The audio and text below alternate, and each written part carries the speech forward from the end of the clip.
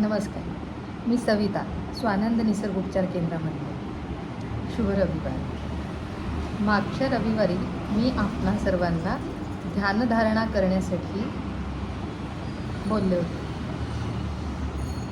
नेमकं सगळ्यांनी तो जर व्हिडिओ ऐकला असणार तर प्रश्न आला असणार, ध्यानधारणा म्हणजे काय? एका शब्दात मी त्याला समजावलं होतं की एखाद्या ठिकाणी निवांत शांत डोळे मिटून बसणे म्हणजे ध्यानधारणा. ती पहाटे उठून करावी असं देखील मी बोलले. आता त्यापासून आपण थोडं आणि पुढे जाऊ. ध्यानधारणा ही मनाला शांत करते. ध्यानधारणा करताना पहाटेची शांतता फार फायदेकारक ठरते, म्हणजे लाभदायी ठरते.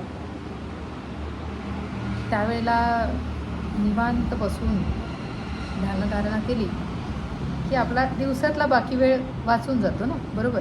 आणि तसंही असं म्हटलं जातं की जो सकाळी लवकर उठतो आणि रात्री लवकर झोपतो, सकाळी लवकर उठणाऱ्या व्यक्तीला इतरांपेक्षा तो जो 1-1.5 तास आधी तो उठतो तेवढं जास्ती जगता येतं.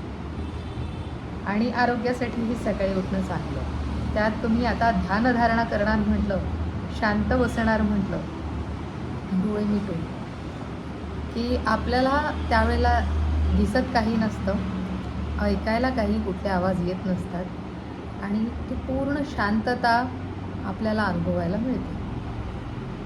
पहिल्या काही दिवसात ध्यानधारणेला बसल्यानंतर आपल्याला विचार येतील आहेत, भरपूर विचार, बरेचदा तर म्हणजे हेच जे सुरू असतात दिवसभरात ते सर्व विचार आपल्या डोक्यात येतील. पण येऊ द्यायचे, हरकत नाही. आपण मनुष्य आहोत ना, तर विचार येतील, येऊ द्यायचे आणि ते मग निघून जाऊ द्यायचे. ज्याला तब्येतीचे त्रास आहेत किंवा नाही जरी आहेत तरीही ते विचार आल्यानंतर स्वतःला फक्त एक प्रश्न विचारायचा की हे माझ्या आरोग्यापेक्षा महत्त्वाचे आहेत का? आणि जर नाही तर मग तो गेलेलाच बरा, तो जाणार. काही दिवसानंतर तुम्हाला असं जाणवणार की ते विचार येणं कमी झालेलं आहे आणि काही त्यानंतर परत असं जाणवणार की विचारच येत नाही. तुम्हाला पास्टचे किंवा भविष्याचे विचार येत नाही. तुम्ही वर्तमानात जगायला शिकता, मेडिटेशन म्हणजे ध्यानधारणा. तर हा एक खूप छान फायदा आहे ध्यानधारणेचा.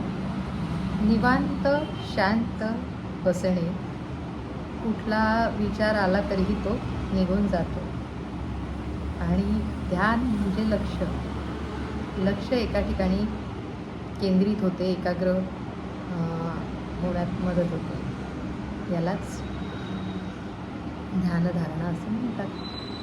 चला तर ध्यानधारणा करायला सुरुवात करूयात. आता आज तर आपण उशिरा बोलतोय, पण उद्या पहाटेपासून तुम्ही करू शकता.